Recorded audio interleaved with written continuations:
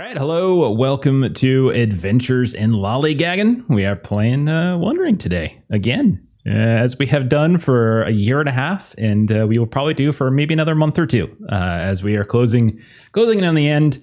Who knows? If things go terribly tonight, maybe tonight's the end. I doubt that. But you never know. We'll see how it goes.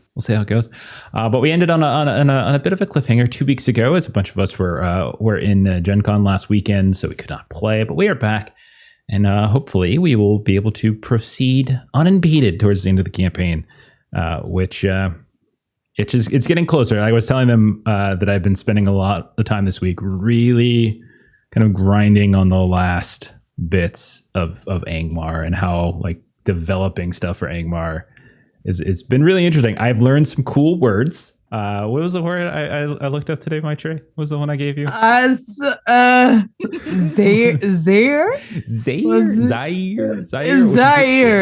Yeah, which is apparently like the OG Numenor language word for yearning, which is a very important word to us here, as we quite like that word.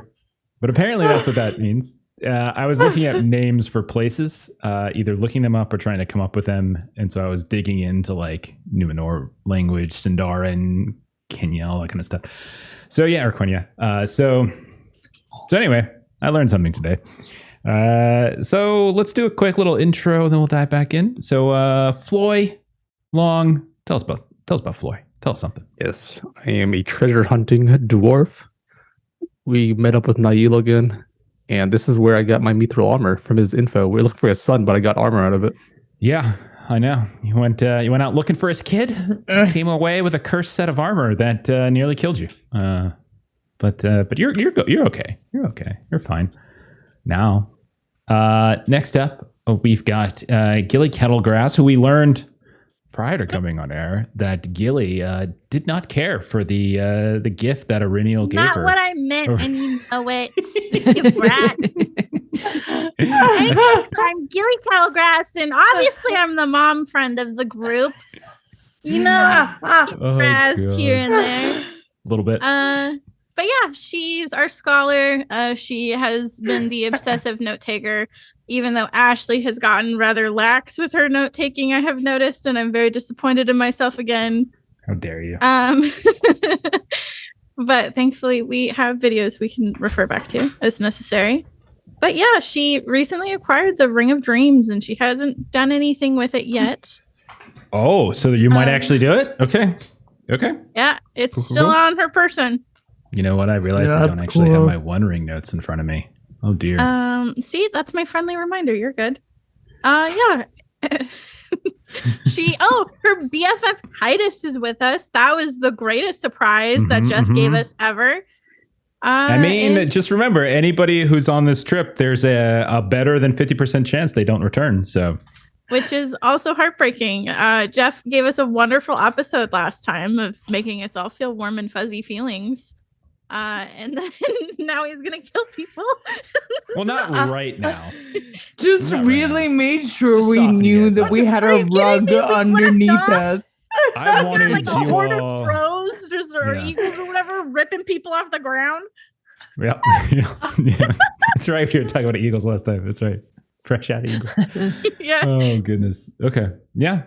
I just figured the more friends and kind people that you saw on the trip with you, the more there is for me to hurt you with when we get to Angmar, right? Not intentionally. Dice are going to fall shooting for the second time to make us cry on stream. It's fine, you know. Yeah, that's true. That's true. Second. I had one whole episode where I didn't stop crying the whole episode. Yeah, that bad one was pretty rough. We almost lost Iriniel, almost lost Gilly, almost lost Tara. Like, yeah, Dwarves are cool. You want me to talk to people and I'm crying? What? With that, did you have the wig on back then? Like crying with the wig on? Oh, God. I think by then, I think you did. Okay, and let's go ahead and move down to the bottom row and let's ask Iriniel how she feels about Gilly rejecting your gift. So tell us about Iriniel there, Melissa. Yeah, so Aurelial is our champion ranger of the north, who got some coin and is like, I'm frugal. I don't know what to do with coin. So let's go to Archie and buy a bow.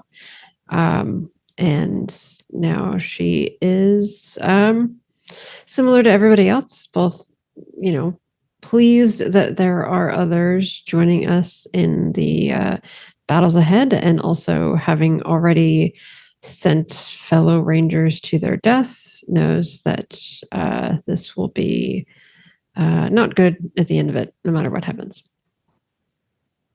Yeah, there's been some deaths. Marenbem, Talendale, Elise Briarcleave. What's his name?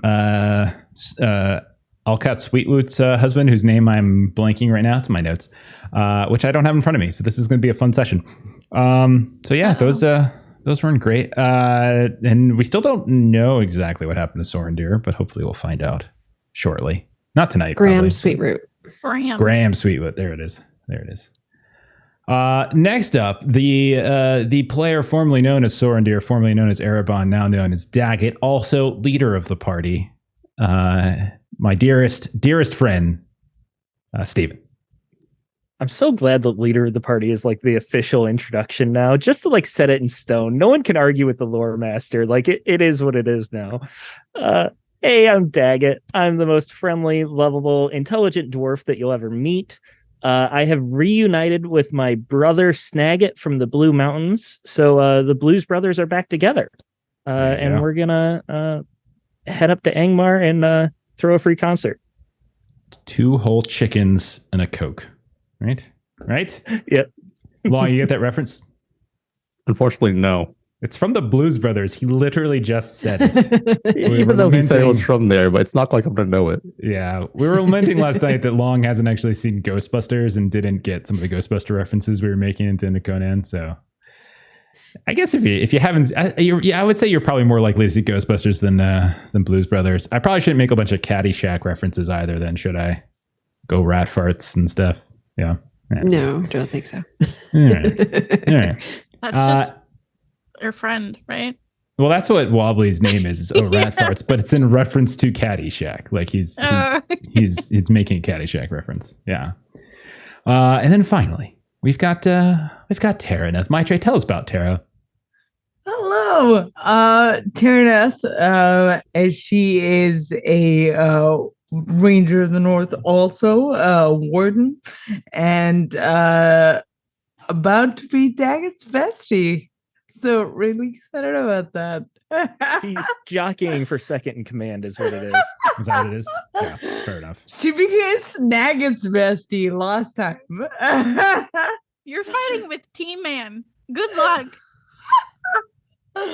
Yeah, I'm having a lot of fun with this group, in and out of character.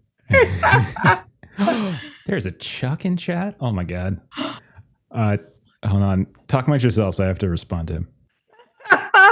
Hey, Chuck. And we've had to, and everyone not had, but have been pleasantly able to watch Taraneth and Sarnau. He's definitely going to die. But now he's absolutely going to die. Especially now that Jeff knows the Numenorian word for yearning. Like, there's no way he's making Angmar. That's not the only word I know, too. There's a lot of other tragic words that I've noted down. And just like reaches up and caresses your cheek as he breathes his last breath or something. Oh, God. Okay, so I have 2 types of notes. I have this, which I write down like in session stuff that happens, things to keep track of, etc. But then like my actual notes for the campaign are a Google Doc, which is currently 152 pages long, single space, 10-point font. Now, holy crap. Yeah, it's pretty nuts. I have a section just to sort of reveal, I'm not going to tell you the specifics of it, but I have a section in my notes because I have a whole section for Angmar that I've been working on. And one of the subsections is titled Cruel Fates. And I just have a list of all the cruel things I could potentially introduce to the campaign for your characters and for the various friends that you've made along the way. Delightful. But I'm not going to arbitrarily do that. I'm not just going to randomly do it. It's if the situation presents itself. I have basically a way to make it cruel. Sure. You have the appropriate table already made. It's ready to go. Yeah. He doesn't want to miss the opportunity, is what it is. Yeah. I got some good. I'm just reading them now. I'm like, ooh, that was pretty good right there. This is one of those situations where, and I'm blanking, but like, there better be nothing on there for Pim and Tolman.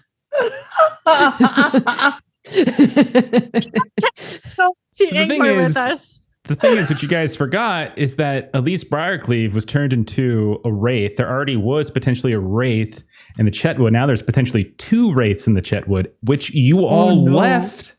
Oh no. So if you really didn't want bad things to happen to the people back there, maybe you should have taken care of those wraiths that were wandering around the Chetwood. I'm just saying. E-Man is too stoned to go anywhere near the Chetwood. Yeah, that's fair. But Pim, she's screwed. She's screwed. She's like, I gotta get away from him. I'm going for a walk. And then we never see her again. She's got a new husband. She's at the dwarf halls. That's where Gilly gets it from. Oh my god. Oh, wouldn't that be great? All right. Let's enough stalling. Let's get started. So last session you all broke camp as you had arranged your allies from throughout the campaign at Amansul at Weathertop, and you broke camp finally, and you began your journey to Angmar by heading, as one might expect, due east across the Great East Road to the last bridge, where you encountered, for probably the last time of the campaign, random merchants from Dale. There, it was a very interesting negotiation with those poor people, but you ended up getting some last-minute supplies. You then started turning north, faced a little bit of weather. You got into the dark hills of Rudour, which we have encountered and traveled across before. Eventually, most notably, you were able to revisit the homestead of Nadil, Una, and their small clan of both family and extended friends. It's been 2 years since you last saw Nadil and Una, actually longer than 2 years, in fact. Somehow they have remained independent. They have, if you recall, when you first met, they did not want to join Lottie, although their son Geldor really wanted them to. But they never joined Lottie. And they also kind of told you how there's been a successor. Even though you defeated Lottie in the northern edge of the Blue Mountains, up by the where the Oathbreaker doors were, there is some sort of warrior by the name of Braddock that has kind of taken over in her absence. And Nadil has told you that he's a little crueler than Lottie is and doesn't really give dissenting hillfolk a choice of whether they join or not. You also learned that his son Geldor, who you kind of were trying to help him find a couple years back, never returned from an excursion to this bog-covered keep where Floyd nearly died to a nameless thing, and also, as he mentioned prior, discovered his mithril armor.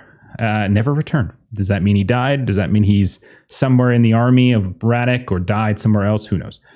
Now, Nadil and Una agreed to allow you all to stay around, to camp nearby, but they did not want everyone on their property, like specific, as it would kind of screw some things up. So a lot of the camps are scattered about, but a few folks have come into the home area. However, at night, shortly after everyone was kind of camping for dinner and whatnot, you started to hear these strange sounds in the wind.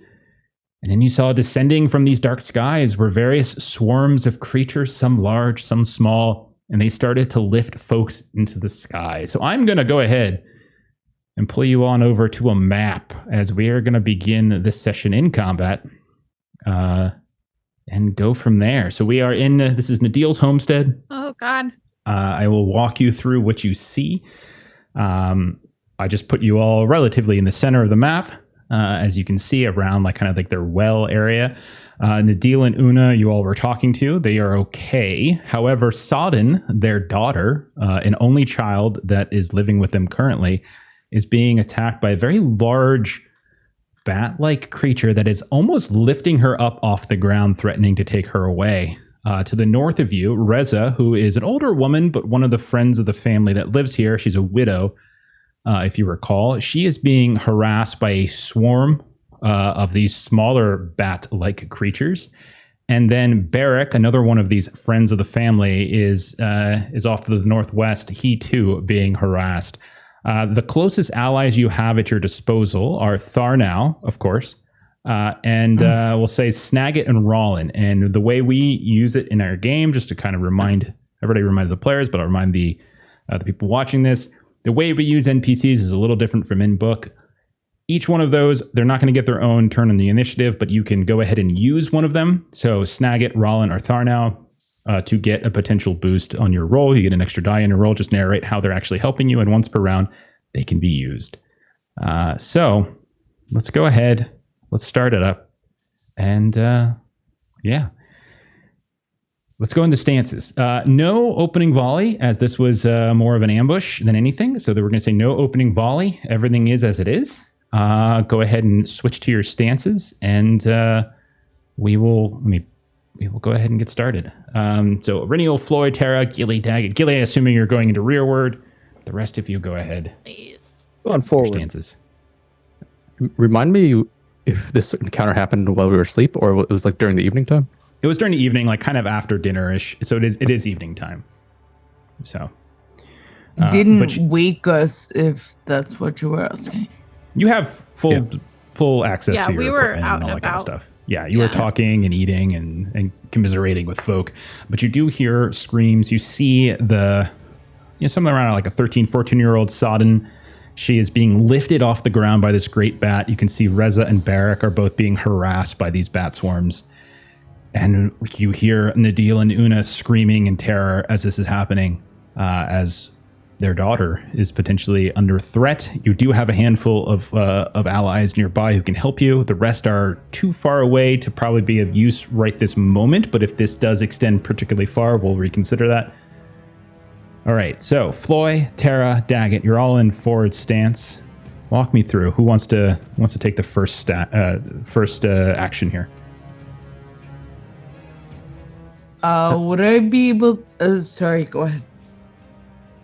I'll just say at the sound of the screeching and screaming, I'll be ready to shout out orders, but I look at Daggett first because I know he's been vowing for this leader position, waiting for his orders.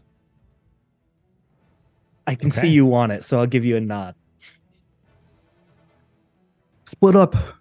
Help Sodden and his family. Nadil. Okay.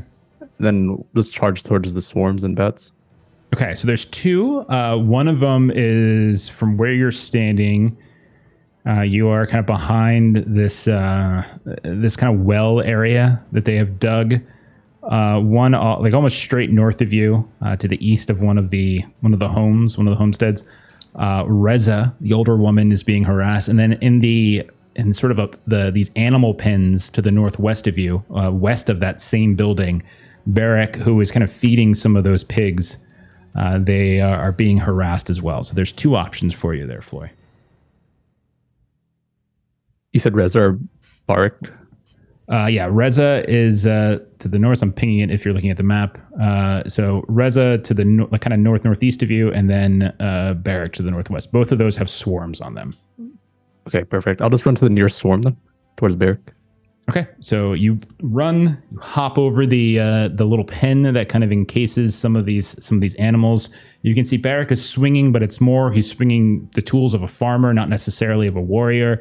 On the ground, you can see he's been lucky enough to kind of stab one or two, and you can see flopping around are these heavy for their size bats, and you can tell they've got these leathery wings, this sort of fur on their body, and these big fangs. There's blood that's kind of soaking the ground where they have fallen, but also you can see Barak himself has suffered a few bites and cuts and wounds and is continuing to be assaulted.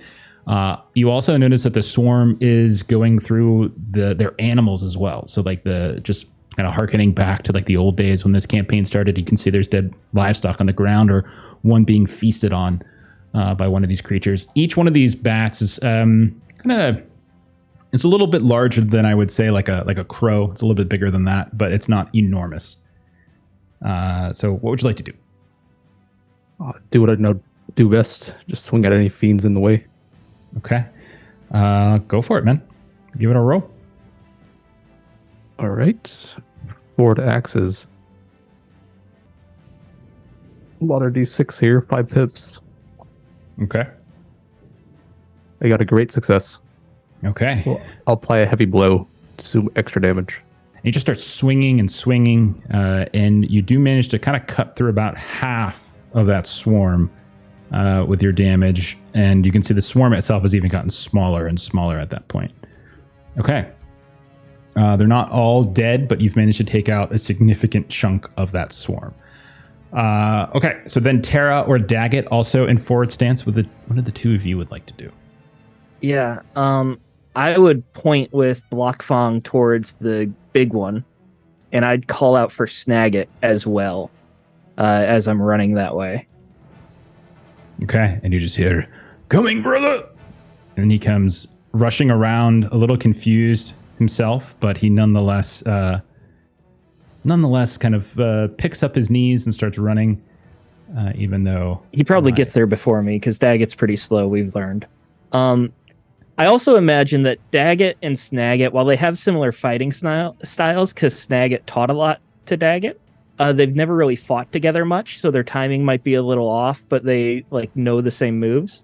Mm-hmm. But nonetheless, we're going for this great bat. That is 6 dice, and I'm rolling my Gen Con dice now for the first time. Oh boy. Nice. Woohoo. Shit. That is a... Okay, 10, 22. 22 should hit, but only 1 success. These have a 14 parry, so add 14 to your target. No, they're fine. They do have +1 parry, but that's still very, very good. You have no issues. Give me the total number of damage. 7. 7. Okay, that is not enough to take them out just yet. But you do come up and cleave through them and do a significant If their chunk of attribute damage. score is 3 or lower, I also do knockback, but I doubt it's that low. They are in fact attribute level 3, so they do get knocked back. And so you can. So what we'll say in the case of this, since they were lifting Sodden up, I'll say that knockback alone is able to separate Sodden from the Great Bat. She falls to the ground and is able to clamber underneath the awning of this home, and you've managed to free her basically. So she's not there. So the bat, that knockback alone is enough to make it so that it will not lift off with Sodden on its turn. And I would snarl at her, "Find cover." Okay. And she will look at you terrified and nods, and then she'll start to run, and you can see her hop over as if she's trying to run inside of the home itself. Okay, so that is Daggett's turn. Tara, you're the only other person in forward stance. If you want to go ahead and take a turn. Yeah, I'm gonna go up to the one menacing Reza and call for Thurno to help. Okay. You see him, and hair blazing in the wind as he runs past various fireplaces, pushes Daggett down, hops over top of him, and is there. And I'm gonna attack with my spear. Okay. That is... Sorry, I just want to see if I had more dice, but I don't.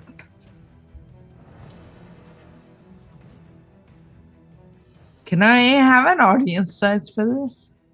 Does everybody want to hit? Thank you.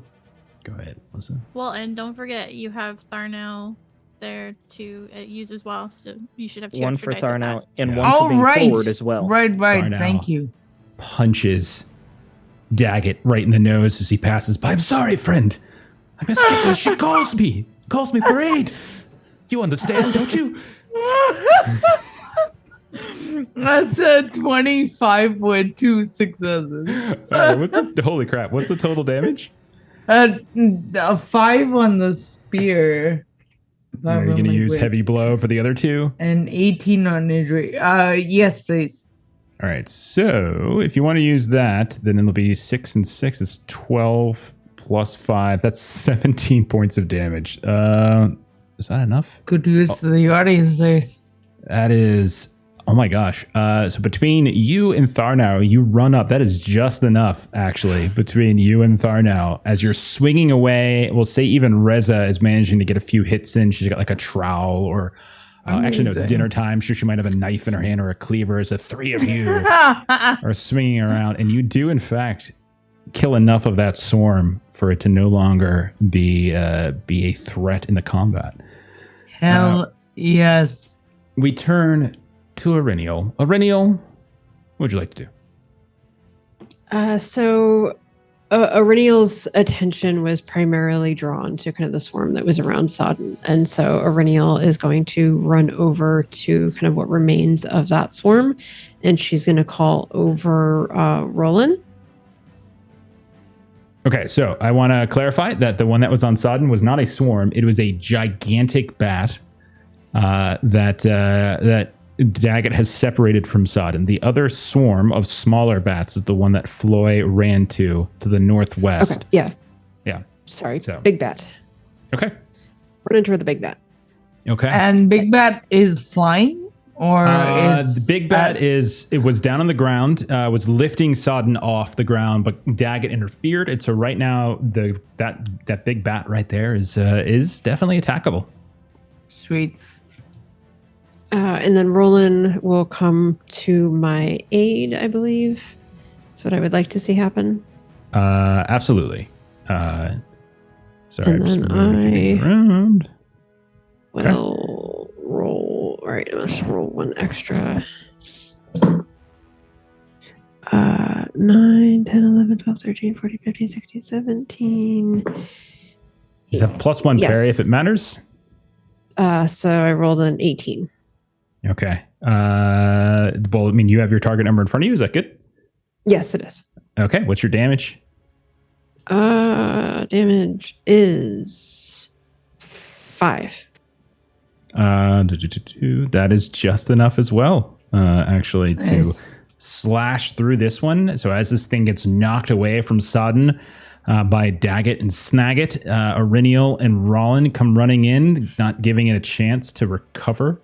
And as it's sort of flailing away, its giant leathery wings kind of torn up a bit from the axe swipe of Daggett. The two of you, Aurenial, are able to go ahead and take care of that one. Then we will turn to Gilly, who is in a rearward stance. Gilly, what would you like to do? I guess I'm shooting at the swarm. Let's see how that goes. All right. Sure. Yeah, go right ahead.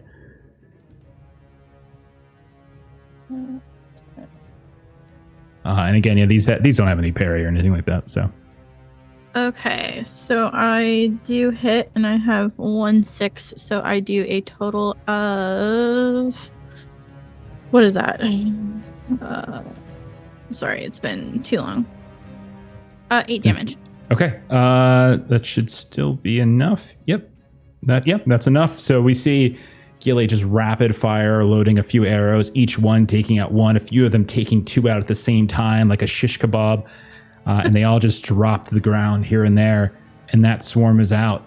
You see both Nadil and Una kind of running over towards Sodden at that point, making sure like she's okay. You see Reza turning to both Tara and Tharnau, thanking you. See Barrick looking down at you, Floy, blood coming down from his face, thanking you as well. All seems fine until suddenly there's this terrible screech. And you see swooping down from the rooftops over where Una and Sodden are another one of these large, hideous-looking bat creatures that swoops down with its, what's it called? With its fell speed in the direction of Gilly, left alone now by the well. Oh no. Yeah. So I'm going to burn 1 hate, which is going to reduce your parry score by -2 for this round, as I'm using its Bewilder ability. So as this screech comes out and it comes sweeping down in your direction, Gilly, you can't help but sort of look up at it. This confusion wafting through you as whatever this sound is that is coming out of it is both horrific to listen to, but also almost mesmerizing in some way in its hideousness. And then it's going to attempt to attack you. And again, -2 to your parry. Got it. So you're shooting for 16. Okay. And then let's see what I got. I'm going to try to bite you. Oh boy, that's a lot of dice. All right. And then I'm going to burn a hate to get an extra die on this as well. Because I want to hurt someone tonight. You know, It's a handful Jeff's of okay dice. to not narrate I'm that stuff. I'm saying the things outside that I'm not supposed to. I am on record that you were going to save me with an eagle, not attack me with a bat. Okay, so that is a 21, so that should hit. Yeah. And I do get 1 extra 6, which I'm going to then be able to use for my Savage Assault. So, Gilly.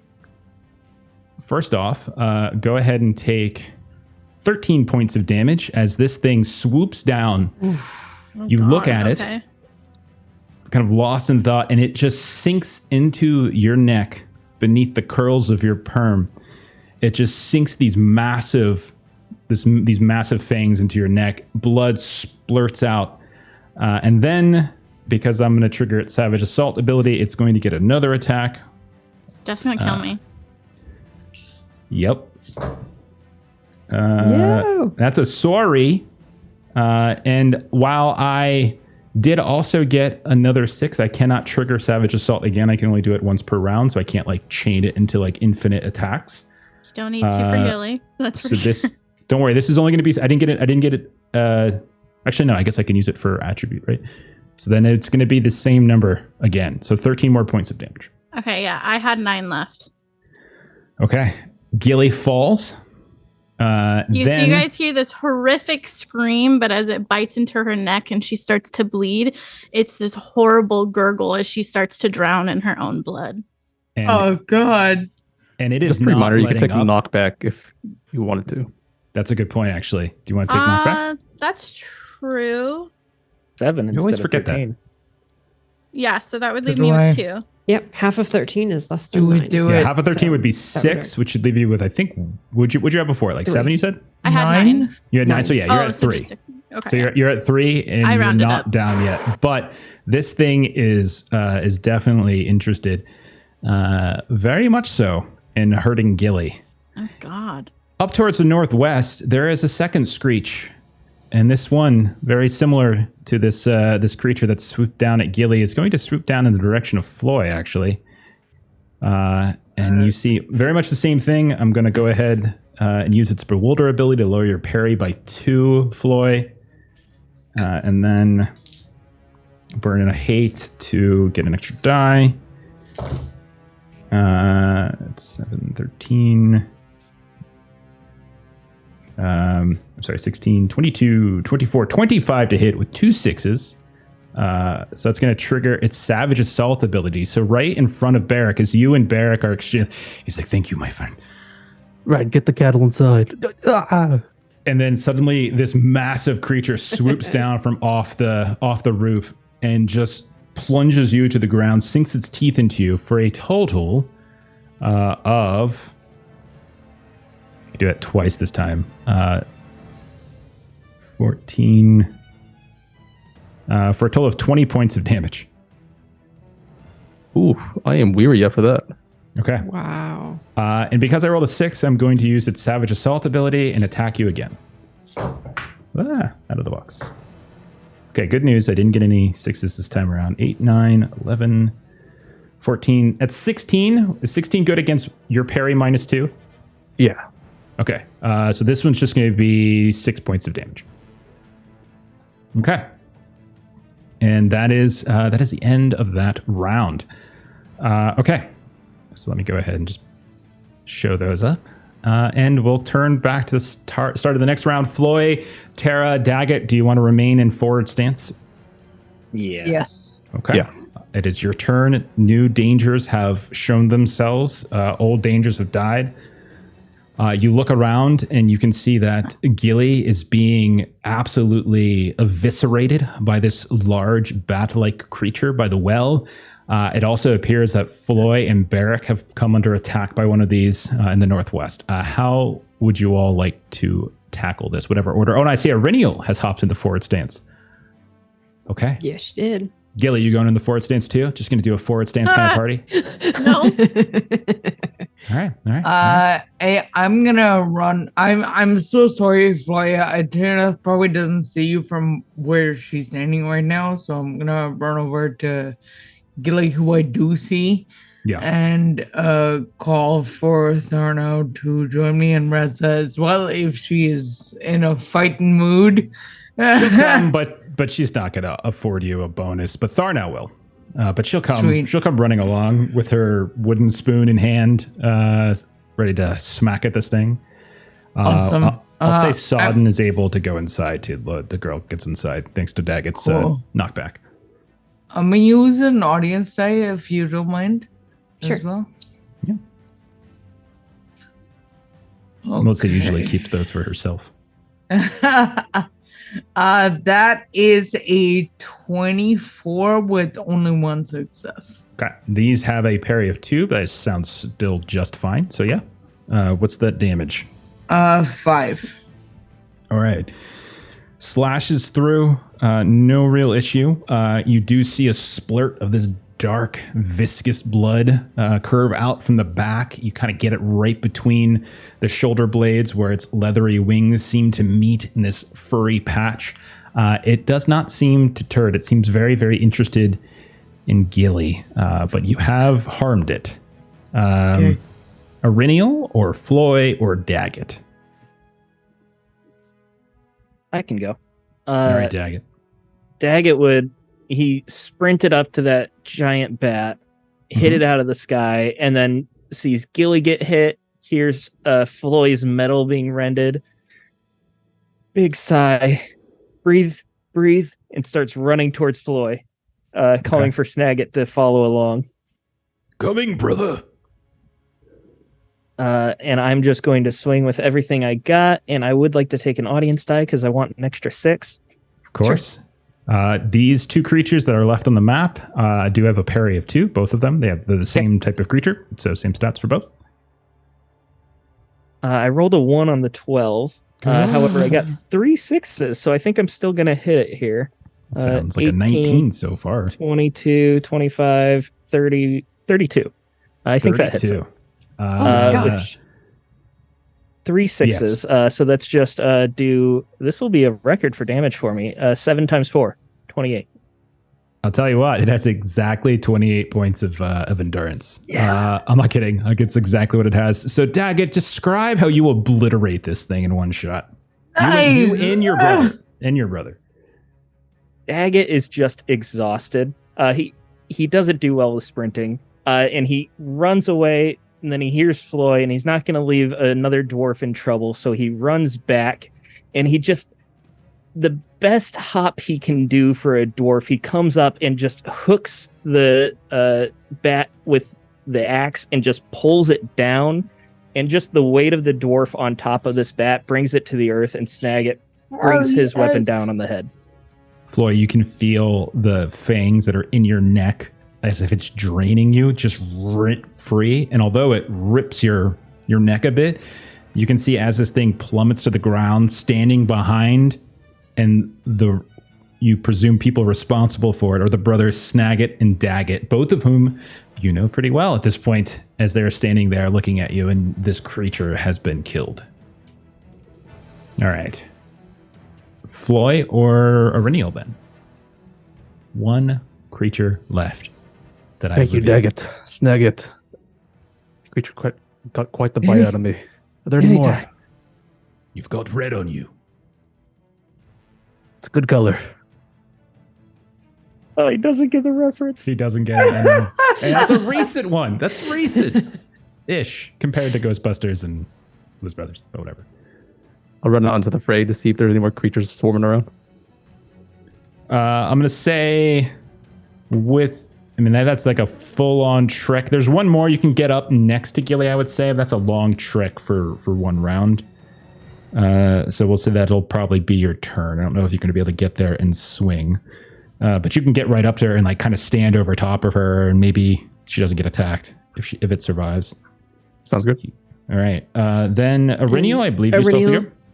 Yeah, Arinial sees her fellowship-focused Gilly being attacked quite strongly, and so she goes into forward stance, and she kind of turns to Roland and says, "Follow me," and runs to attack the bat that is attacking Gilly. And you hear the huffing and puffing of the old dwarf as he follows you. All right. Oh, sorry about that. That was loud. Yes, it Dropping was. stuff on keyboards. Melissa doesn't roll dice. She just rolls keyboards. All right. So this is going to be a Sauron within a success. Oh boy. So, hold on. Yeah.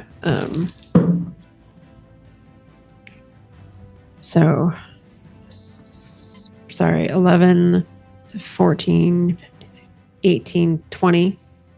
Okay. They have 2 parry, but that should still be good for you, I think. Okay. And it's a great success.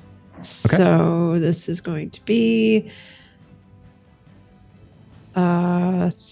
Weapon damage, 12 probably going to do a damage. heavy blow. Weapon damage plus Yeah. strength, so 12. That is not 12. enough to kill it, but it is enough to do some damage to it. So it is, you hear it kind of like screech out in some way, not in the manner in which it bewildered Gilly, but certainly hurt it. All right, Gilly. I got It is knocked you. down, so she has to stand back Yeah. up again. Yeah. But she attempts No to one's ever gonna speak keep you to down. Floy. Yeah. She attempts to speak to Floy, and all that comes out is this disgusting gurgle as she has to spit up blood. I try to speak back. The same thing happens. And she just kind of like holds onto the back of your shirt. Okay. All right. So then it's my turn with this creature who is surrounded by a small army at this point. It appears that only Daggett and Snagit and Barrack don't want to attack this thing, as they are off in a completely different section of the map. So,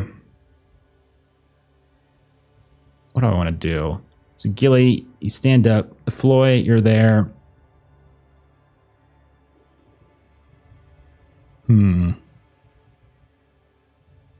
I'll tell you what. Floy, are you, flavor-wise, are you there trying to protect Gilly, trying to keep it from attacking her? Yeah, I would be doing that. And then I'll say, and I'm going to respect that, and I'm going to say it's going to lunge at her. You step in the way, and it hits you instead. So it will, since you are not bewildered, it won't lower your parry by 2, so you can keep it normal. I will burn a hate to get an extra die, and I will just attack. Let's see how this goes. That is a 9 on my feet die. That's a good start. Oh my god, so many 2s. 2, 4, 6, 8, 10. I just rolled I rolled a 9 on my feet die, and I rolled 5 d6s. All of them were 2s. So that's a 19. It's funny.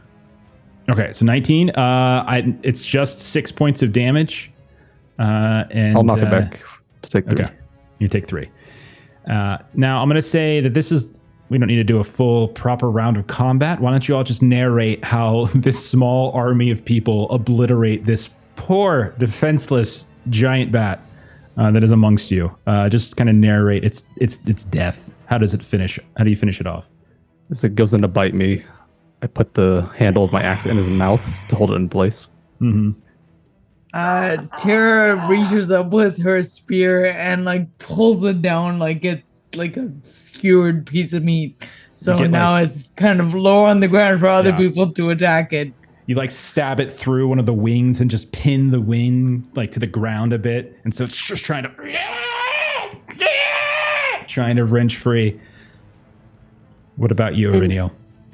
Aureliel's not having this because Gilly does not look good, and so she's going to attempt to behead this thing with her sword. So she is like swinging with a large amount of strength. So as it stays pinned from Taraneth and from Floy, you kind of give this big swoop of the sword and slash through. Its head flops off, and that horrific screeching comes to a close. You see the blood pools on the ground, soaks the earth. Take a few beats. You look around.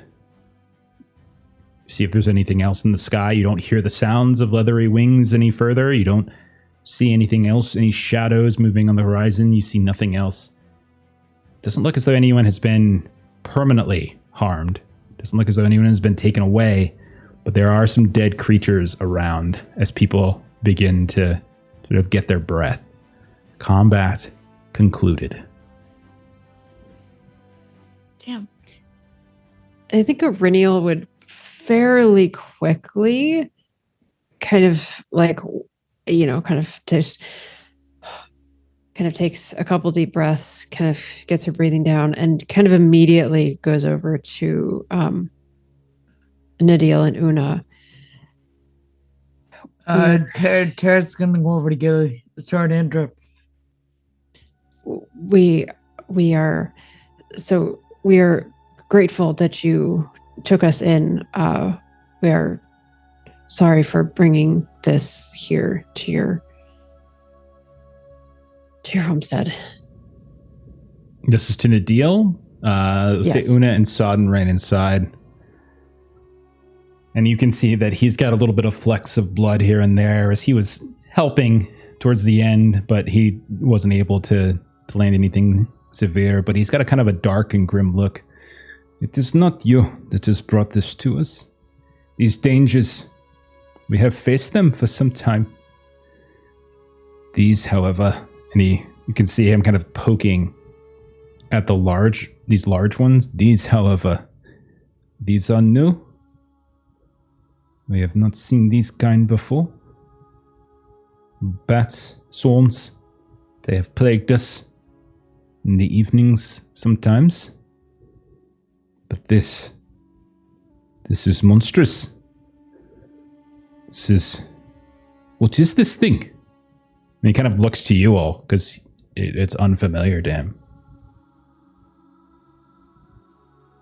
We also do not know, same as you, that there are new and awful creatures that are terrorizing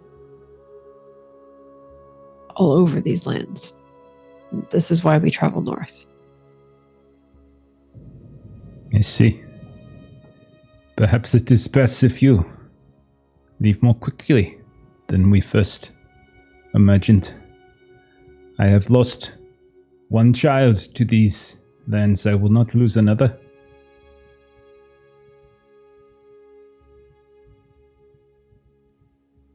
We understand. We will gather ourselves quickly and we will be gone. We again Stay the appreciate night. your hospitality. Stay the night, but we would want you gone in the morning. I worry that such a large force might attract the wrong kind of attention. If any of Braddock's scouts are here and sees us giving shelter to you, it might not just be these dark creatures that descend upon us. It might be our own people. Understood. And Aurinial will kind of look over towards Daggett and Snagget and Roland. We can all assist with disposing of these, yes? Daggett, who is nowhere near that conversation, is poking the great bat with the haft of his axe, looking at Snagget. Do you think it tastes like chicken? I don't think I want to find out, brother. It is I don't want to eat that. The wings look leathery. Might make a good pouch or so. Oh, good But point. eating- Can I just start chopping? Careful. Precision. So yeah, you look over and Daggett and Snagget are butchering one of these giant bats in the northwest corner of the camp. Go ahead, Gilly. Gilly's got a cloth pressed to her neck at this point, and she's handed one to Foy as well. And she's gonna wander over to the bat that nearly killed her, and I want to do like an inspection on it to see if she notices anything else strange about it before maybe like any residual like brandings or anything to recognize its origins. Sure. No roll necessary. You look for any signs like someone might put on their livestock, any kind of brand. Nothing like that. It seems to appear. It is a very curious looking creature, though, as it doesn't quite look like the smaller bats, which are very much just bats. Which I don't know how familiar, depending on where all of you are from, you would be. I'd imagine dwarves might in the caves. I'm not sure about the rest of you, how frequent you would have encountered them, but it is just a bat. This larger creature, however, has some strange scarring, is probably what you'll note, Gilly, but it doesn't necessarily give insight as to its origins. Is the scarring consistent with the orcs that we found that were like mutated or I guess bred? Yeah, I mean, it does certainly look like suturing has been done. And if this is a wild creature, that is a particularly odd thing for it to have scars and heal, and something like a wound has been healed or something has been spliced. You're not 100% sure. But again, it doesn't give specific signs, but it does give a suggestion that somebody has cared for this thing, perhaps. Okay.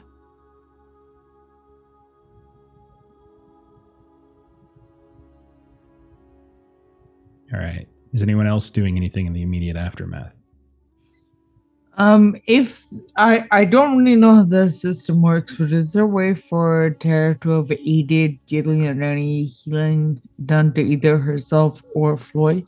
So healing there is going to have to, in order to get the health back, it's going to be resting that'll get it back. Yeah. The heal test isn't so much for the recovery of health, but more for the wound. Preventing wounds and things like that. Yeah. So we didn't actually get wounds, but we did get our endurance reduced. So yeah. Okay. So the problem though is that he wants you gone.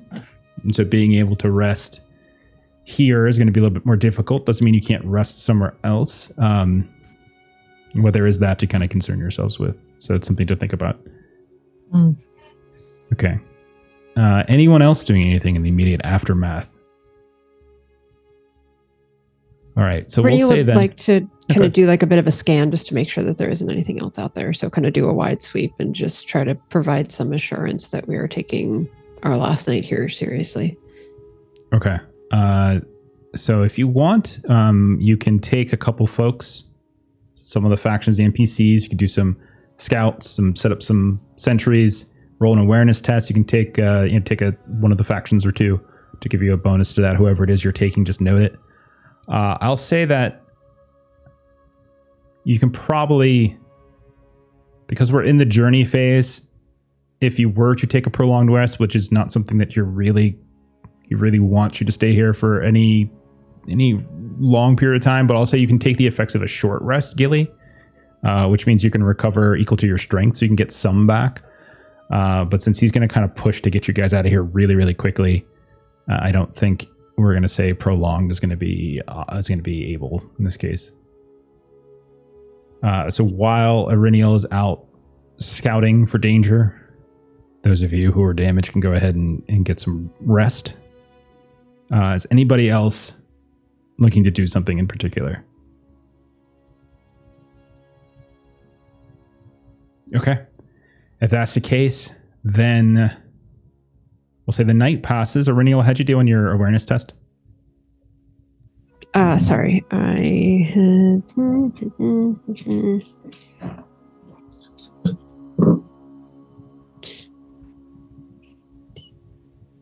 Passed. Okay. You notice a few times, it's just a regular pass, just a regular success? Correct. Okay. Once or twice throughout the night, you or maybe one of the groups that you have tasked to help you with scouting, like who would have helped you? Like which of the NPC groups? That's what they're for. Like, okay. Yeah. So like some Aracel, Lady Aracel or Vignator or some of the others that kind of came along with you. I would say there's probably a concern for the sky Even though it is somewhat storm clouds here and there, you're looking and looking. You don't really see any more shadows in the sky. There's a light rain that eventually starts to fall, but nothing too terrible. More than once, however, you do see movement on the hills, but nothing seems to come down and get close. By the time you send your scouts out, by the time Vignator gets out and looks, or Lady Aracel checks, or maybe yourself, whatever was there, if anything, is gone. There is on the ground very faint signs of something was up here. Hooves, you think, or paws. There's a creature, but it is. By the time you get up here, it is left, and it doesn't seem to have left a trail behind. But you know that something was up here. Whether it was watching you or not, you couldn't tell. Okay, all right. Eventually, we'll say the night passes, or at least the remainder of the night passes. Dawn begins to arrive as the eastern sky kind of lights up above the misty mountains. The morning is filled with a bit of fog, as it did rain in the middle of the night. There is a quick breaking down of the camp. There is, I would say, more than when you were along the road, the Great East Road, and even Weathertop. There is a little bit more alertness now, as this is sort of the first moment of real danger that you have faced as a company since gathering in Amansul. And Nadil and Sodden and Una and Barrick and Reza come out. They give you whatever they can. So you see, like, they give you some bread, they give you some dried meats, things like that, but not enough that they're going to kind of harm themselves. Sodden comes over to you, Daggett, and she says, "Thank you for what you did.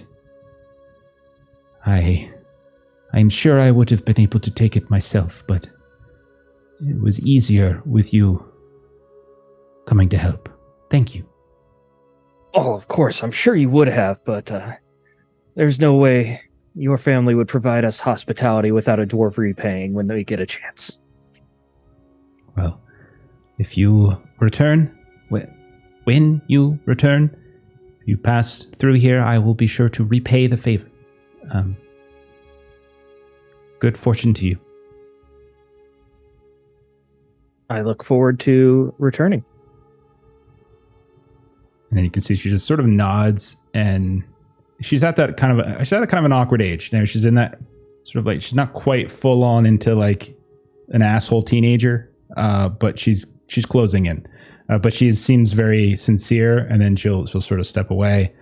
Barrick will come up to you, Floy, kind of extend an arm that you see is covered in scrapes and bites from where the swarm of bats had gotten to him. Dwarf, thank you. If it's not for you, this pretty face would probably be much less pretty. And he is not a pretty man. He is absolutely hideous. Glad to see you're all right. I am. I would go with you, but I do not want to leave them.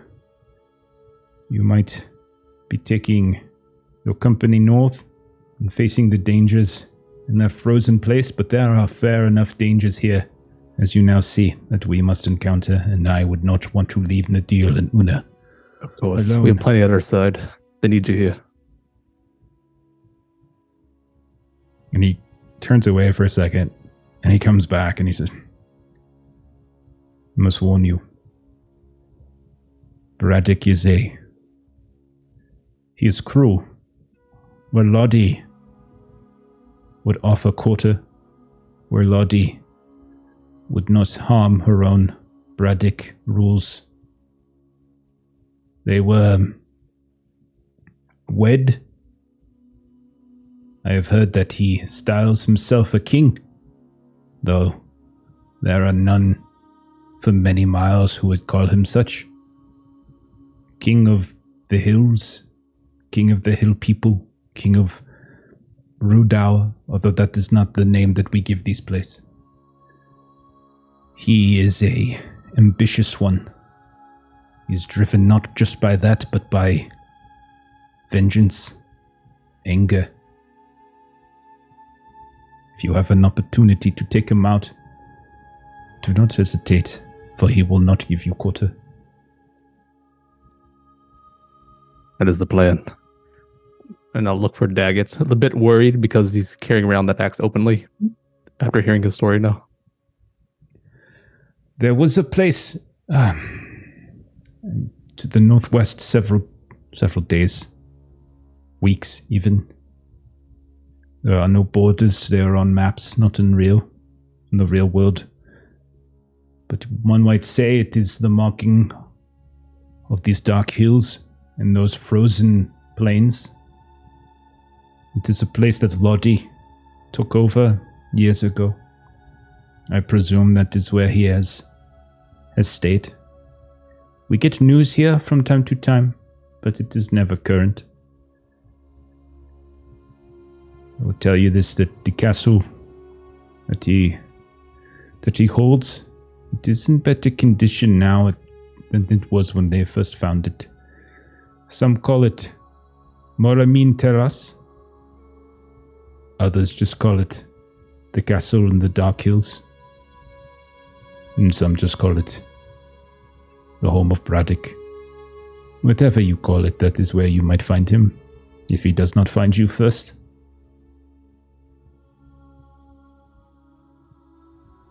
Thank you. Kind of nods. And at that point, we turn over and we see like Irineo and Gilly and Tara making, saying goodbyes to Reza and Nadil and Una. What are y'all doing at that point? Is there anything else? Any last lingering things you're looking to do? Tara's gonna have a quick conversation with both Floy and Gilly.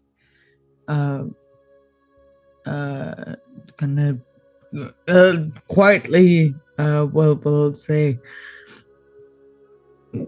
you took quite a beating in that battle, and I know you need to rest. If one more night in a safe spot like this homestead would serve you well, then I will make the ask of our host that just the three of us can stay, and I will help us catch up, even if we're a little bit late in the rest of the host garrison. Would that be helpful? I'm putting on a brave face. Oh, it's not as bad as it looks, but then I start wincing as I say that. We can't risk bringing more trouble to their lands. We've already done enough. That is why I will ask only for the three of us to stay. Of course. I only wish to stay as long as he allows us. Allow me to ask then. If he says no, he says no. And then we can always leave, even if he says yes. We've already stayed too long. No, Gilly, Tara's right. How do I continue with this one wound? more night? Just one extra night.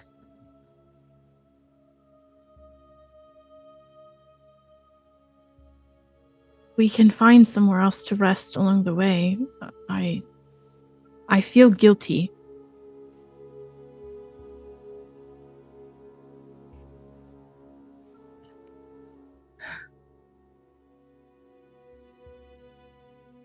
Either I make the ask for all of us, or I will not make it at all. If you feel you can continue and we can find somewhere else to rest, then it is not for me to tell you what your sense of healing is like. But I am fairly certain there will not be a lot of spaces to be comfortably healing in the following days. This might be the last spot.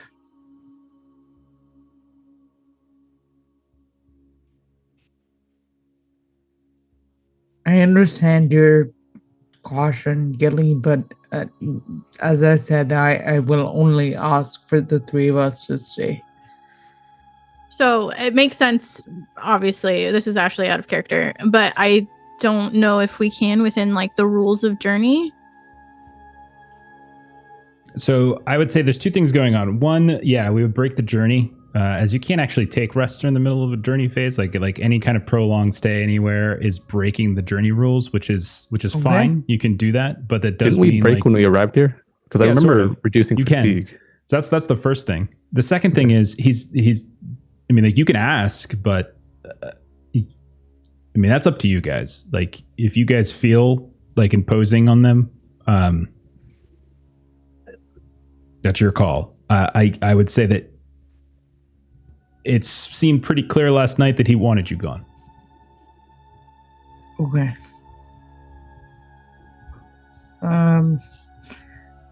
Much as Tara does not like it, she will acquiesce to Gilly's saying, "I will find another place to rest." But it's clear Tara is not thrilled. And, I mean, Gilly isn't either, because no. Again, in character.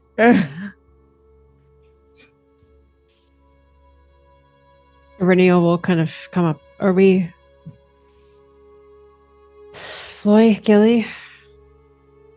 No, last night was a rough night. Are the two of you ready to leave their home and we'll find another spot? And she'll kind of describe how she kind of saw some kind of hoof prints while she was kind of out scouting the night before. So, kind of we'll make our kind of path out accordingly. And all of us will be very mindful of what's around us, and we'll find a place for a short rest when we can. Of course, I'm ready. Okay. Then as the company breaks, let's get that travel roll from who is the guide? That's me. All right, Daggett. Of course it is. You're leading the way. Classic I will Daggett. take an audience die if I can.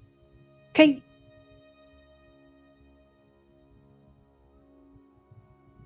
That is a lolly and 2 6s. Oh my goodness. So 3 successes with the Gandy. Okay. So then, this is why, by the way, I'm putting my foot down for the rest, because you guys have so many resources at your disposal that I do feel like in order to maintain some semblance of tension, like we do got to kind of push some stuff forward here. Sure. So then you guys are going to move. Oh my goodness. You said 2 extra successes? Yes. Lolly Whoa, plus 2 goodness. 6s. So that's going to be Amazing. 5 hexes away, I think. Oh my god.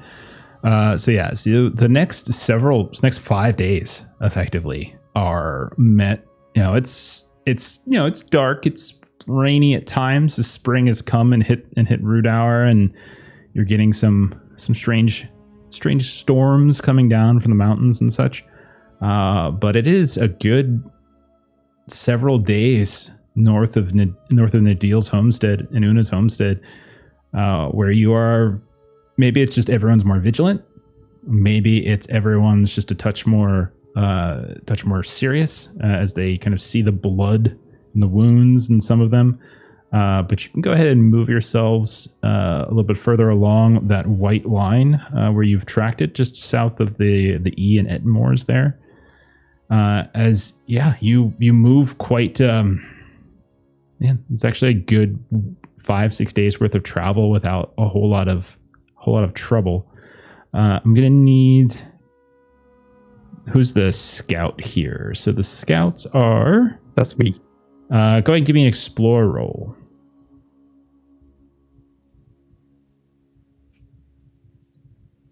Explore. I'll have a group of doors with me. Okay, sounds good.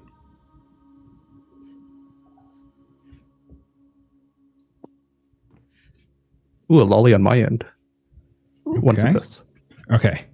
So along the way, like I said, several days pass where it's relatively smooth travel for the terrain, while there are moments of small things here and there, food rotting, one of your animals kind of walks off in the night and you have to track it down. Nothing beyond just a slight inconvenience.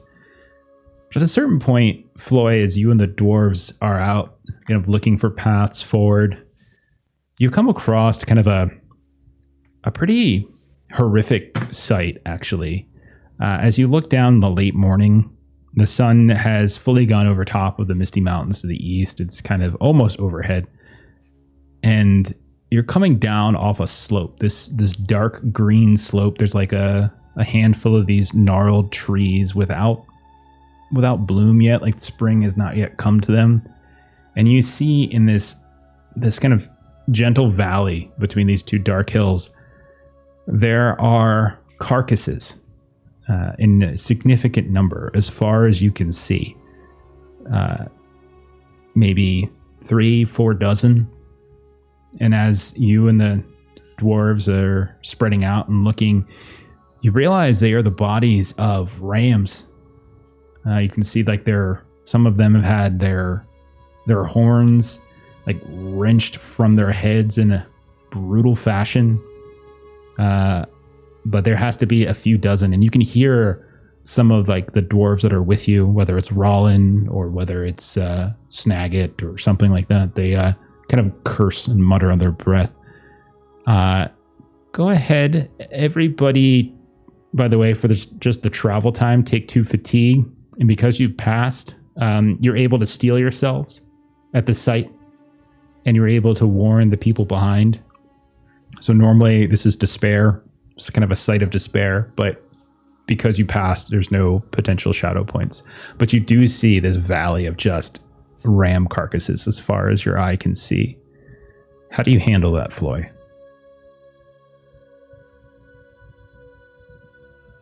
If it's pretty old, right? Like it's been here for a while, just rotting away. You can make a test if you want to try to get a sense of that. You can do like maybe a scan. You can do a healing test. Scan's pretty good here. Yeah, go for it.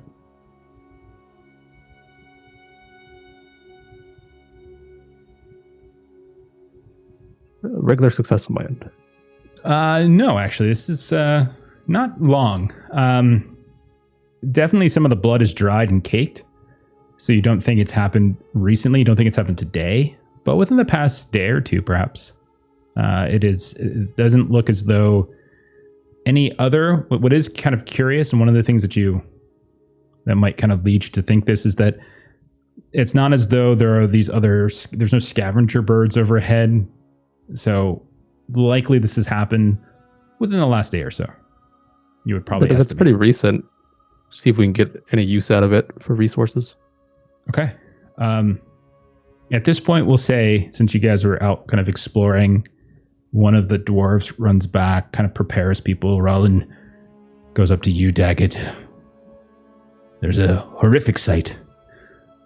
3-4 dozen creatures, they were slaughtered. Not sure yet. We can use the hobbit's healing skill, perhaps, to maybe get a better idea of it, see if there's anything in these hills that are of danger to us. But it is a very unsettling sight, just so everyone is aware. And as you all kind of come up over, and you can see it as well, and like the ground is kind of darker here as the blood has soaked and kind of gone brown. The dark green grass that you've seen so many other places isn't really peeking up here and there.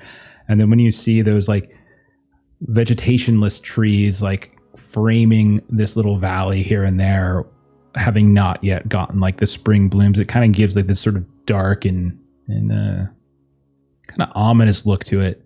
But if you're interested in trying to salvage some of it, you can roll like a hunting test, I would say, to probably try to hack it up a bit. And while you guys are doing that, I'm going to say thank you to Infinite Monkey Tales for the raid. Appreciate it very much. Hunting's not my best. I'm going to push for crafting. Is that possible? For crafting, you're gonna. What do you want to craft? Are you trying to craft like luggage? from the hides of these creatures. I think hunting makes more sense. If you're trying to get meat out of them, is that like the idea? Yeah, I'll just roll. I think hunting. Roll it raw with the 0 bonuses. That a boy. Or at least 1 from the faction. That a boy. You also what if he crafts a butcher table and then uses the charcuterie board? And then Can I throw in some support? Absolutely. Yeah. See, there you go. It's not so hard, Floyd. You just have to include players and NPCs. Of course. It's a lot easier. Can you just do everything by yourself, D6. maybe? Ooh, So glad we that threw gives me 50 a 7 total. 50 NPCs in here just for Floyd to go off doing his own thing. No, that was a fail. I'm not a hunter. After all that. All right. So it's not your fault, though. As you start to kind of carve through it, some of the others, Taraneth will come up, kind of looking over your shoulder, giving you some advice. Some of the other rangers, perhaps, as well. One of the things you all notice is that there's very little meat left on the bones. Many of these look like they have been devoured. You can see broken bones. You can see something, the signs of something has chewed through them. Claw marks, bite marks. These are not small creatures either. These are fairly large, kind of mountain rams. You're not that far from the Ettenmoors. You can see it a day and a half ride to the north of you. These are fairly large and sturdy creatures, but something has wrenched through these things pretty easily. But the meat that is left, while there is some, it's been sitting out in the sun for the past day or two. You can see it's covered in some bugs and stuff that kind of started to come up out of the ground and worm their way through it. It doesn't look particularly tasty. You can notice too that all of the horns have been ripped free. And you can see that hooves, things like that, other things that would have been useful have just been kind of carved and hacked out. So yeah, it's not so much like you failed, Floy. It's just there's really nothing of use. Gilly approaches Renial. We're close to the Ettenmoors. Could this be trolls? These creatures are large. Do you remember the den of deer? And this has Gilly we're very worried. She already hurts. And she's I'm so proud of you, Ashley. I'm so proud. What? Did you remember? I pay attention. So yeah. I'm sorry for attacking you now. Now I feel bad. I should have attacked Floyd. Oh wait, I did. I should have attacked him twice. Wait, you did. Yeah. You attacked me twice too. Yes, Gilly, that is I would like to do an awareness roll to see if I see any signs of trolls aside from the carcasses. Sure. Yeah, go right ahead. Give it a rip. These guys are calling my name. Okay. 2, 3, 4. Oh, we have a cricket sighting? Is he bringing you dice? Oh, there he is. There's Cricket. Napping. Oh, he's so cute. Oh, he's yawning. Extraordinary. Okay.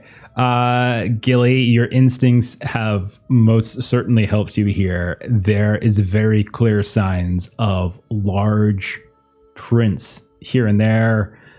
Not, again, confirming what Floy already suspected. Not today, but you can see they've already kind of, the rain that kind of came through the night. Every night it kind of rains a little bit. Every morning there's dew on the ground. But you definitely see that there are signs of trolls.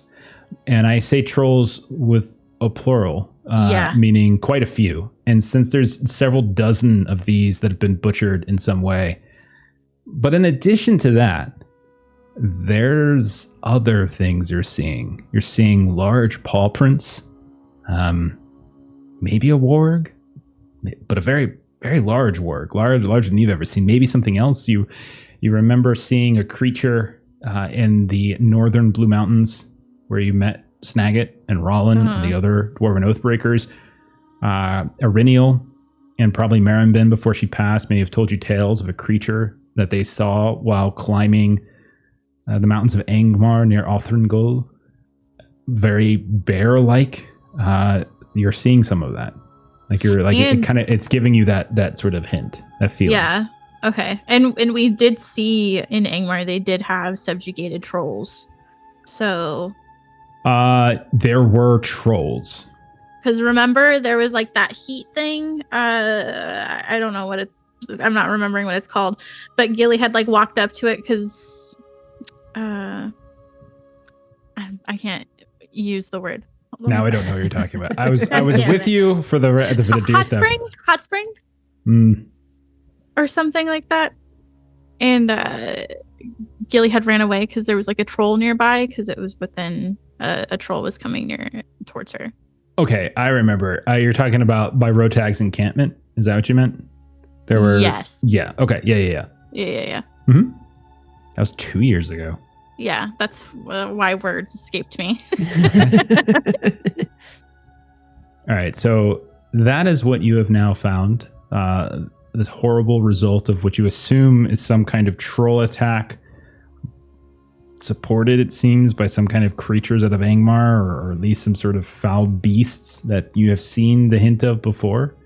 This is much further south, though, as Mount Grom is still 2-3 days away. To the north. This is a little further south than you remember Marin Ben telling you that she ranged. If you recall, Marin Ben was much closer to Mount Grom. She had her own little hideout, and she ranged maybe a day or two, and sometimes she would go out west, but never this far south. So this is a little bit further south than they would normally travel. Gotcha. But that lines up with all the tales that we're getting from Nadil of how things are traveling further and further south. Certainly possible. So this is quite the distressing sight, though, Gilly. You do have a good memory, all of your notes. Keep that information. That isn't even my notes. I will never, ever forget that day. I'm sure you remember why. Nothing like leaving a den and almost dying. And Gilly will quickly kind of spread this information amongst the groups and warning, that this is troll activity and that we need to be careful moving forward.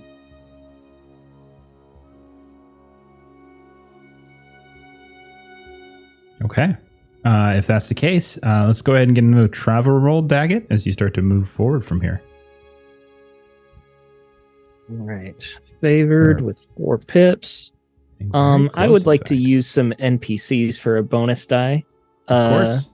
My blue mountain dwarves ranging out with me, looking for the best paths. Ranging out. Okay. Well, we've gone north. They've gone north before to find a new homeland, so I think they would know how to find new territory. Sure. Not the best roll, but I think it passes. 10. 1 success. Okay, 1 success is still good. You still pass. So then in terms of the map, you can go ahead and move yourselves basically just west of where the end of the Entmoors are. Is that up? You're basically 1 travel roll away from finishing up, and this assuming that you don't have a catastrophe on that last roll. You guys are there. And then I'm going to need the... Oh, I already did that one. Who's the hunter? Hunter. Reniel. Floy. Okay, Reniel, go ahead and give me a hunting roll. All right. That is that, and that is that. Let me grab the... Who's good at hunting?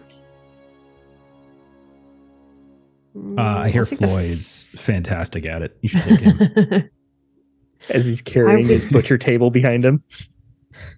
He's got a charcuterie board with him. I'm good at this. I mean, you have rangers. You have rangers with the rangers haven't been actually touched because Daggett took the dwarves. There's also elves. You have 2 different groups of elves that could be helping you with this. There's not necessarily. Yeah, I'll take the keen-eyed Forlond elves. Okay, go for it. All right, Balavan sniffs at you, angry.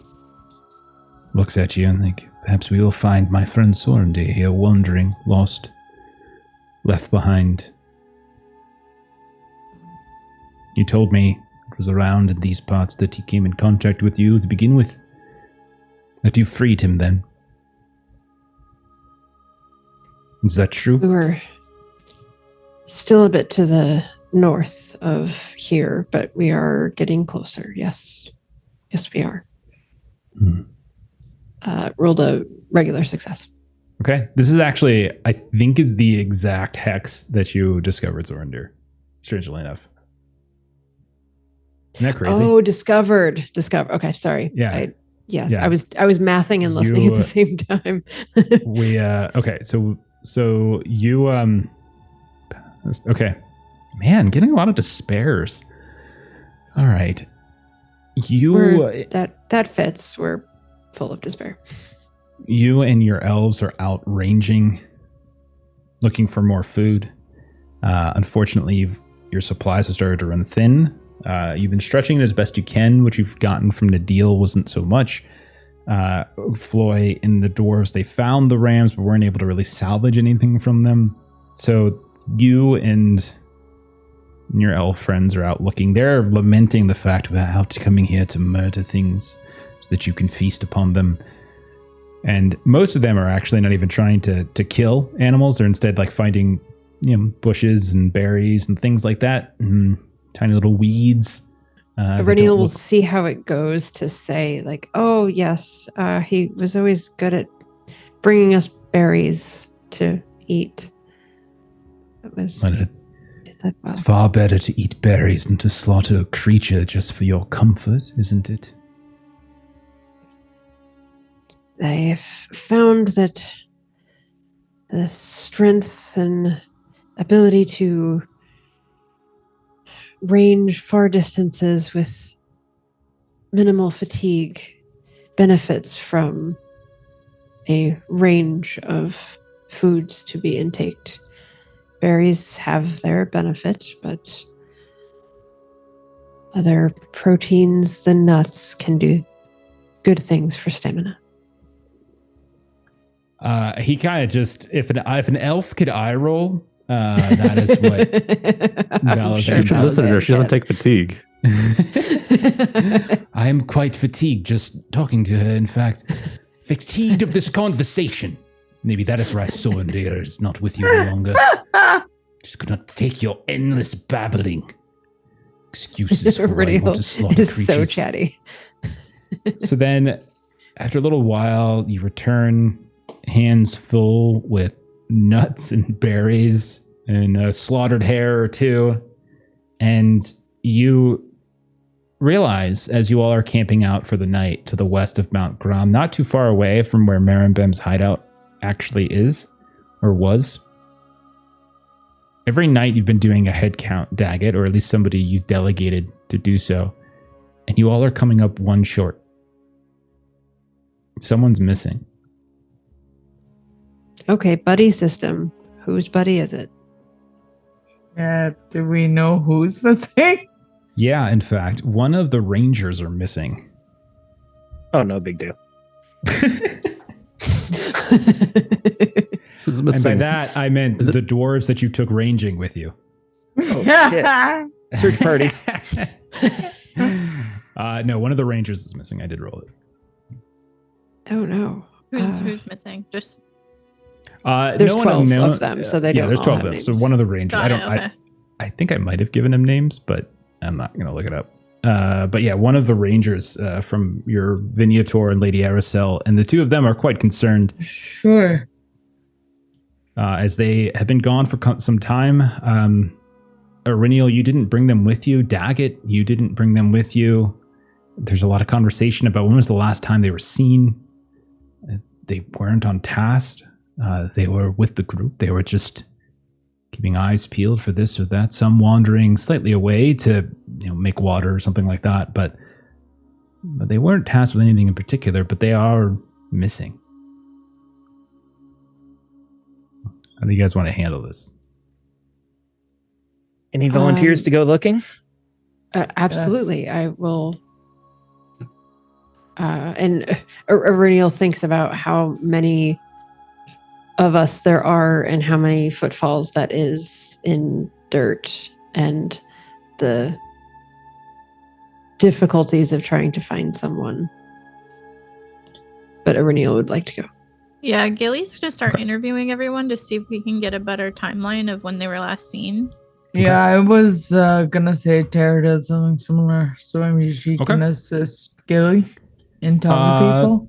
Let's do this like a skill endeavor then, as it sounds like everyone, like a few of you had an idea. So Gilly and Tara, it sounds like you're going to try to... Who saw him last? When did you see him last? Basically. Yeah, this sounds like a riddle test actually, because I think that's sort of what riddles used for, puzzling things out as you're because it's not like anyone's going to lie to you, like that you're not concerned about that, but it's just sort of working out the timelines, talking to people. Piece it all together. One of you can roll it, the other is assisting, so take a bonus die.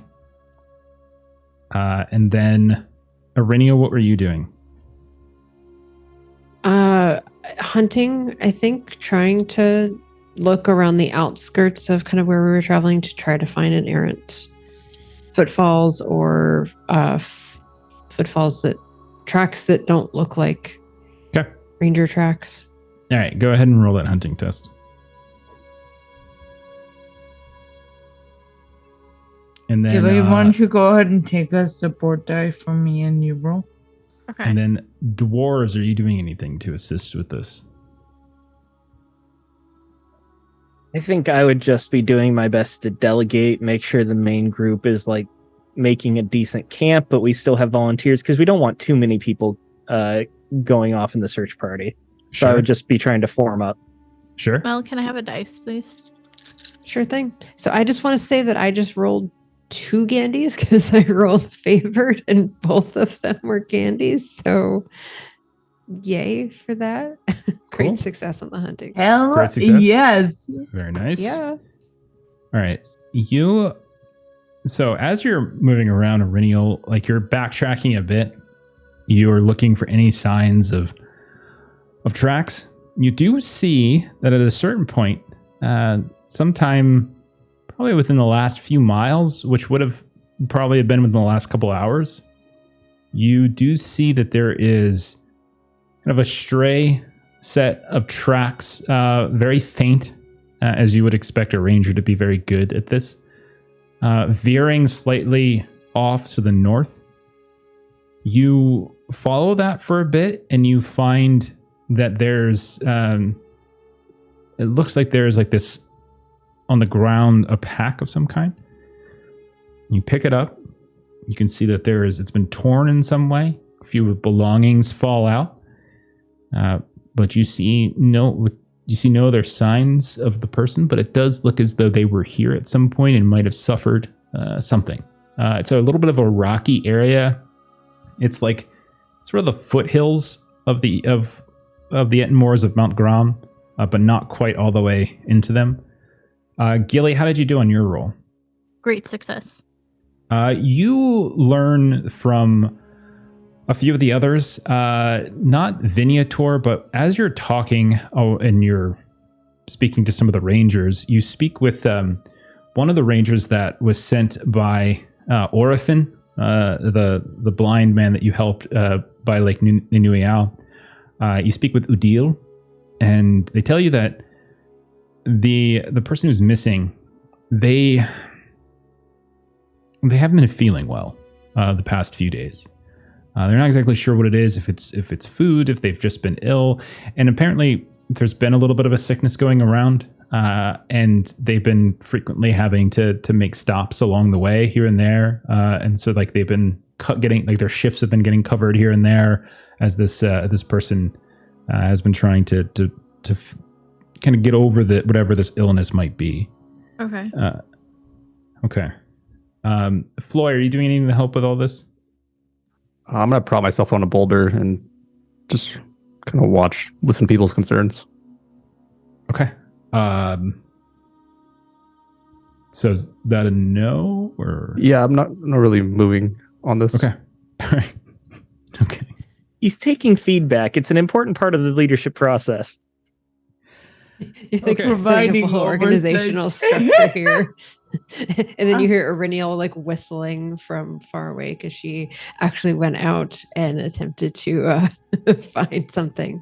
So you hear like the sharp whistle come over.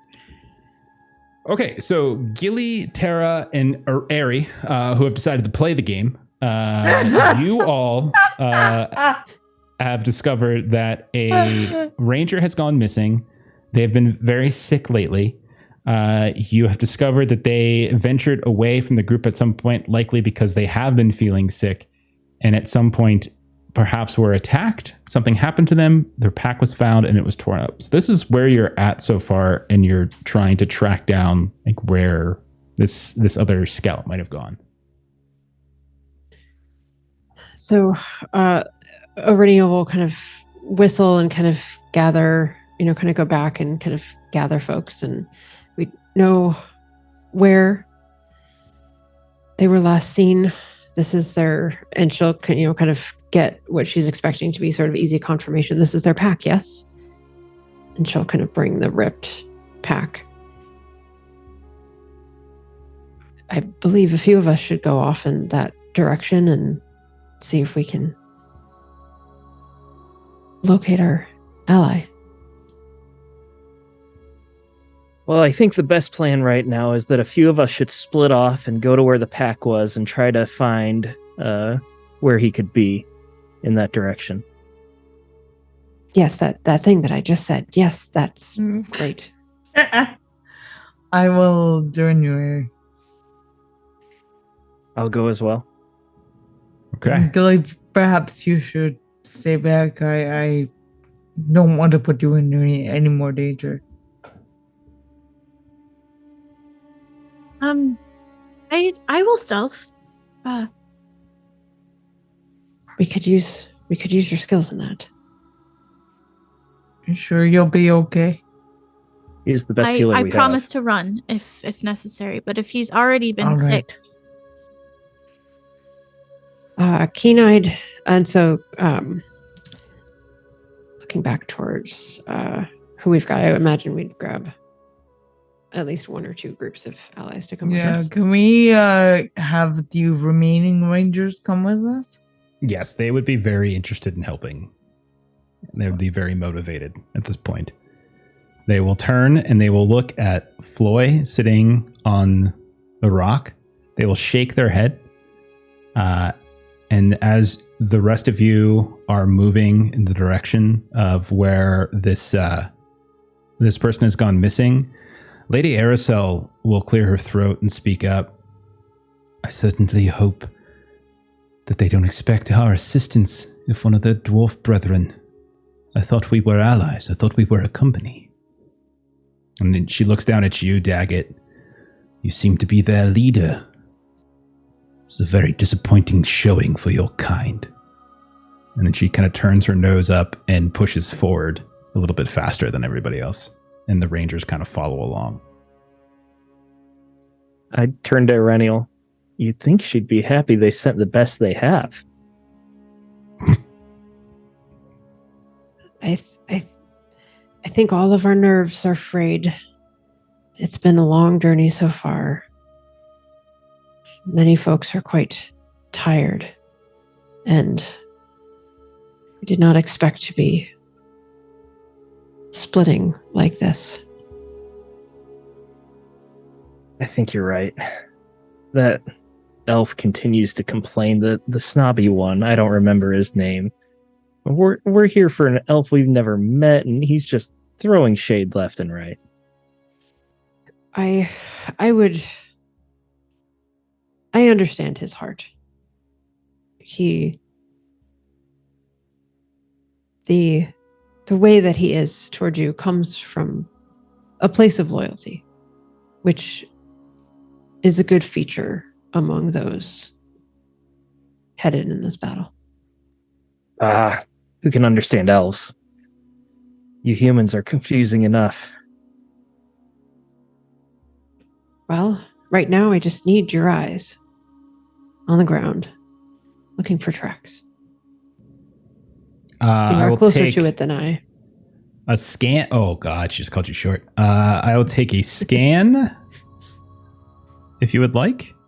Daggett, if you want to contribute here. I can do scan if you're better at it. I've got 3 pips and a 15. Well, she asked. Yeah, you're better to do it. Oh, okay. So. Yeah. Do you mind assisting me then? Sure, I'll try. So Aureniel gets on hands and knees to get closer to the ground. That's how scanning works. Oh my goodness. I rolled the 9, 3 6s, and a 4. So that's 4 successes. Okay. Wow. Well, I need to take a picture because you're not going to believe me. I know. It doesn't matter anymore. There's so many dice being thrown about that. Yeah. So you look up and you're scanning around. You're near this pack where Aureniel found people fan out here and there, searching for tracks, and they find them.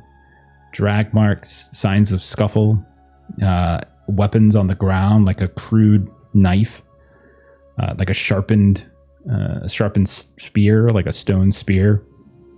And there's this growing sense of concern as like an hour or two passes.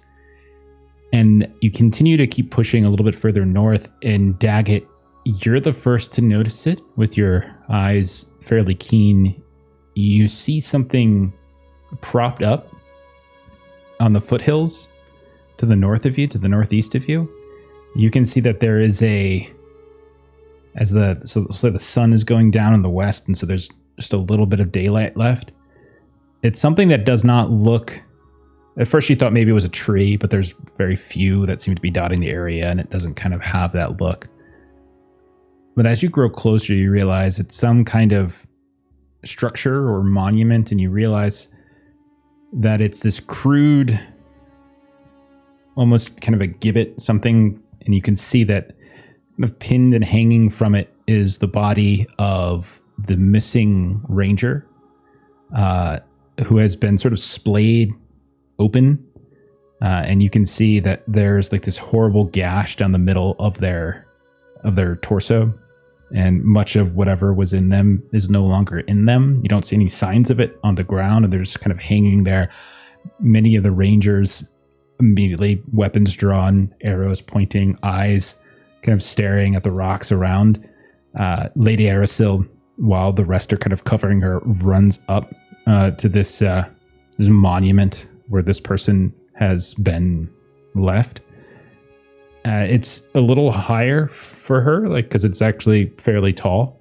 And you guys again are on like the rocky path up into Mount Grom, and you have discovered your missing scout.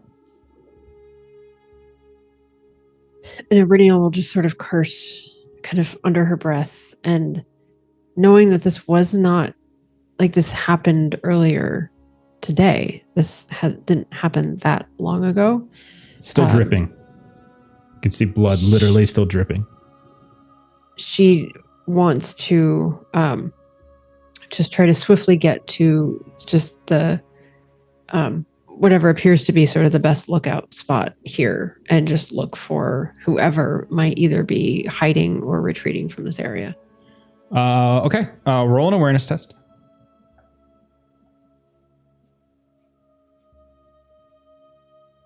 As you go a little further up the foothills, again the rocks are kind of climbing up a bit.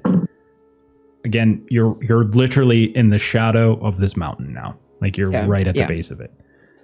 Nope, that is a 12 under 13. That's fail.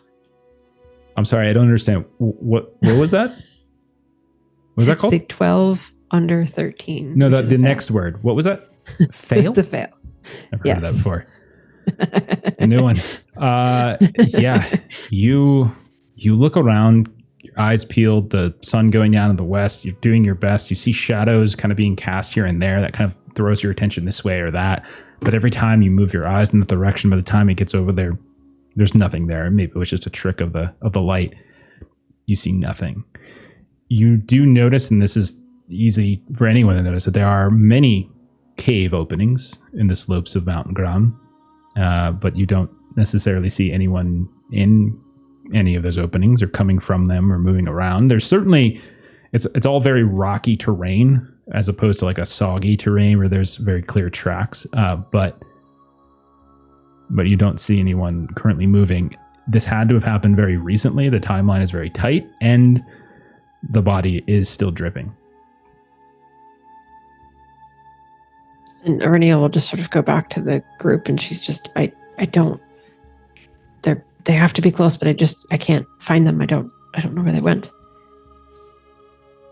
While Reneal's looking around for someone still hiding everything, Tara's going to be inspecting the body and immediate surrounding area to see if there's any indication on what may have done this. Sure. I'll take a healing test. Could even get a hunting test, maybe. Okay. I think one of those would probably be okay. Yeah.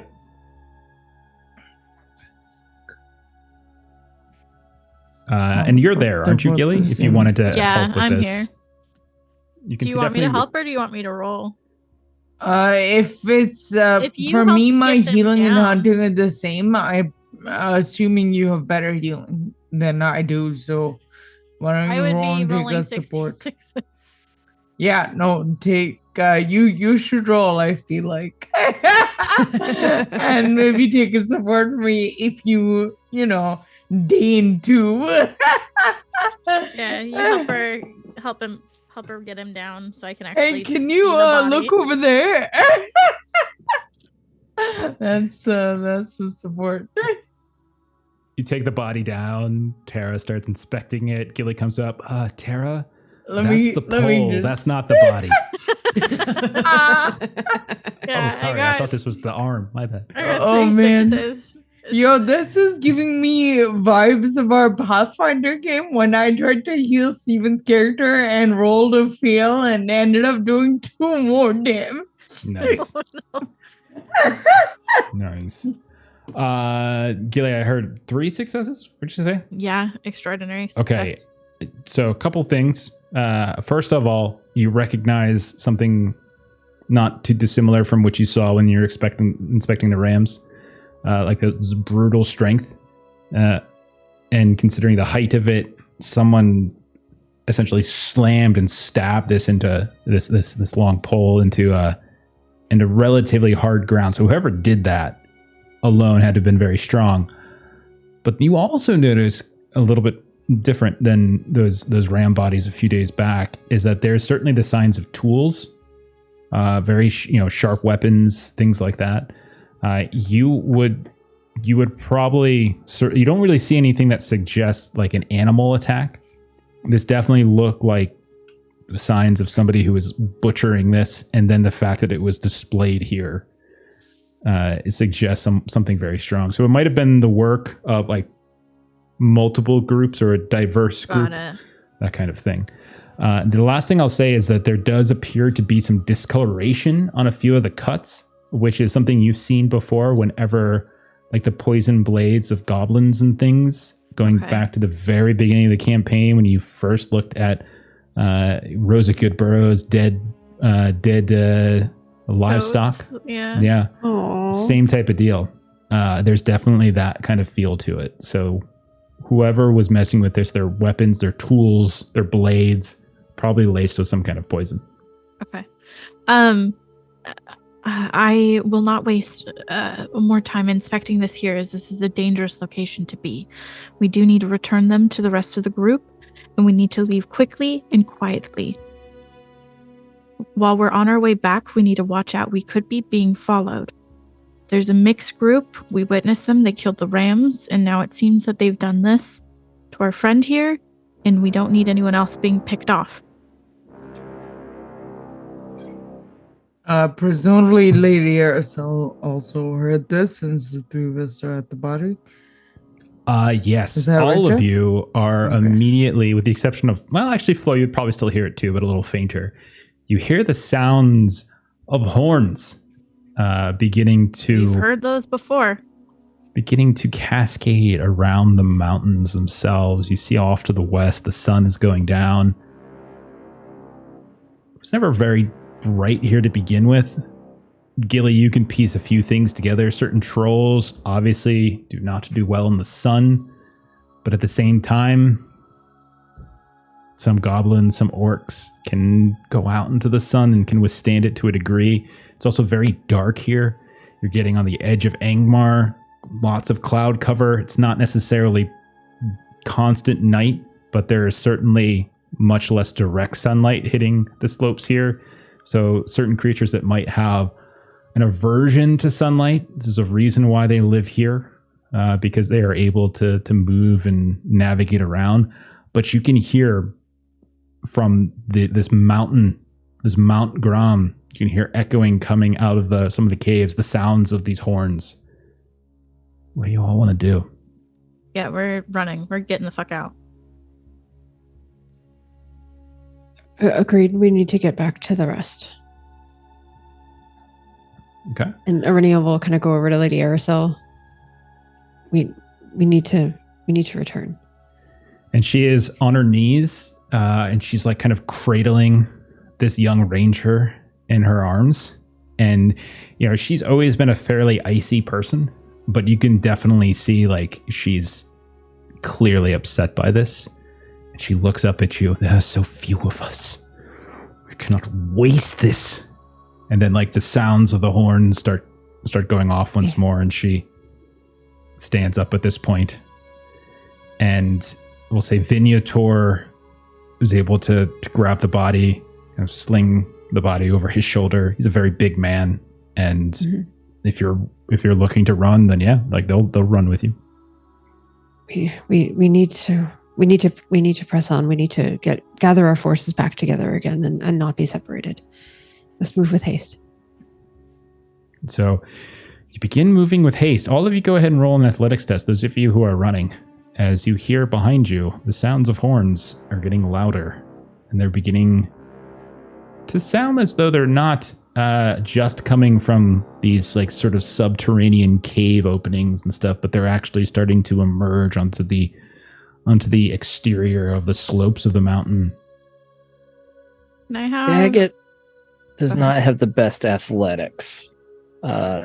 So I'm going to use broken spells to spend a hope for an automatic success. Nice. Absolutely. Aurenia got a great success. Okay.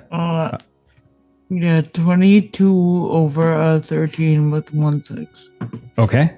Very good. Great success. Can I have a dice now? Yep.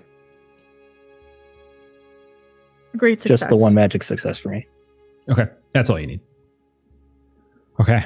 So the group that had gone out searching for this scout begins running, and you're coming down this rocky slope, and it's a little tricky. And a few times you kind of partially stumble but catch yourself. It also has gotten dark in the time in which you've gone out searching. So there's disagreements over whether they have lights out, not lights out, that kind of thing.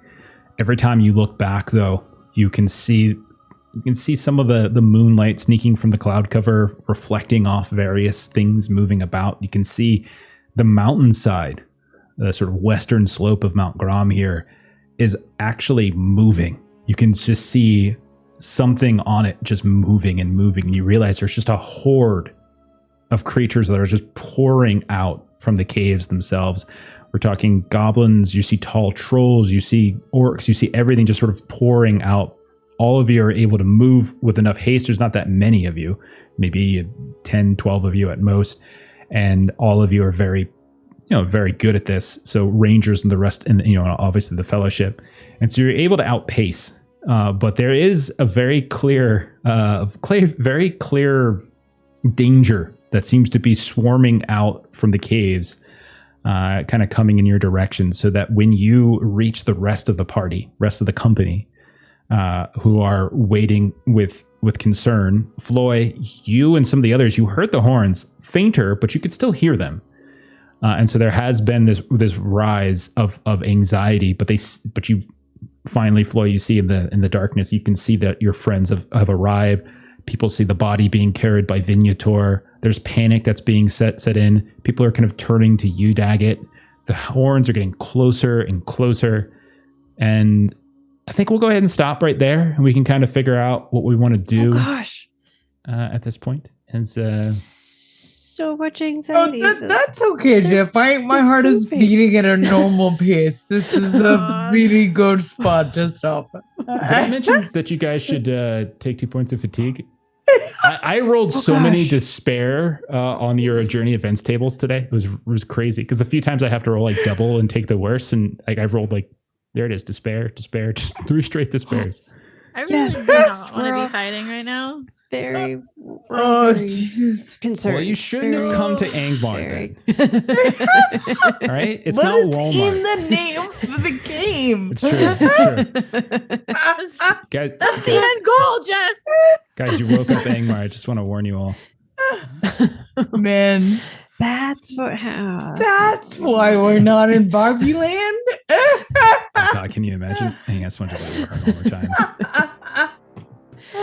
Oh gosh. Oh man. That was so distressing when I heard that. I was like, no. There it goes again. Okay.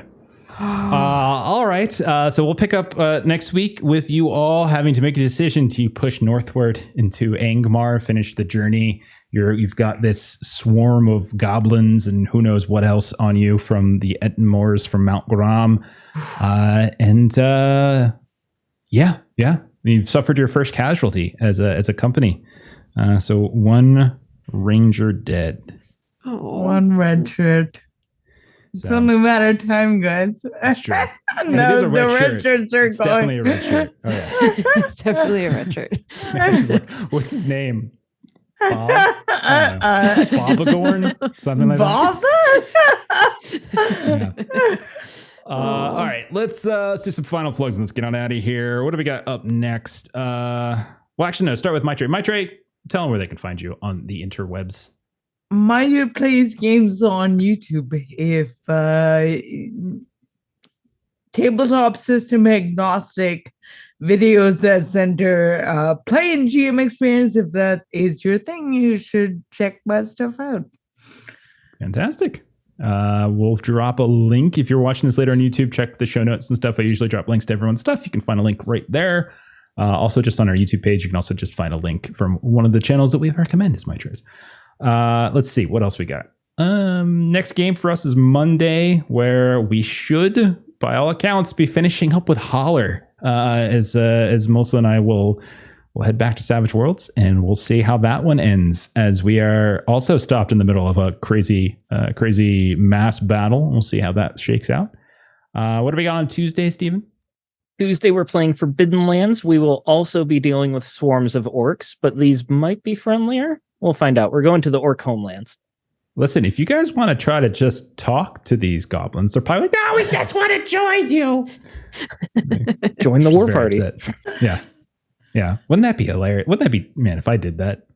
I just bought another Pippin Persuade. I'm probably going to be really good at talking to orcs. We should give it a shot. I feel like if I did that, I would have some very angry comments. Let's see. If I just, I'm just going to make all these goblins friendly. Is that cool? We're just going to go with. They're going to hitchhike with us. Big caravan. Thursday. The demons are our friends. Thursday after that. So after Forbidden Lands on Tuesday, our next game is Thursday, where we're continuing Die, the role-playing game. We're having a ton of fun with that one. We're going to a place called the Sledge Factory. We're in True Jersey. We were going and traveling along the Coppertones shores. I'm making all sorts of random Jersey references for I don't know why. And then they're fun. And then next Friday, we are back once more to Delta Green. So we are continuing our campaign there, starting up a new scenario. If you didn't watch the first 2 sessions that were kind of a prologue or small little time jump, we're starting a brand new scenario. So it's a perfect time to hop in if you haven't hopped in already. Other than that, thanks everyone who hung out tonight. Thank you to Infinite Monkey Tales for the raid. Thank you to those of you who are watching this later. If you haven't already followed both the Twitch channel and the YouTube channel, we would very much appreciate you doing so. I am going to go ahead and raid our friends over at Boys from the Baltic Star. They're playing Orbital Blues, one of my favorite games, and so let's go watch them do that. So, good night, everybody. Bye.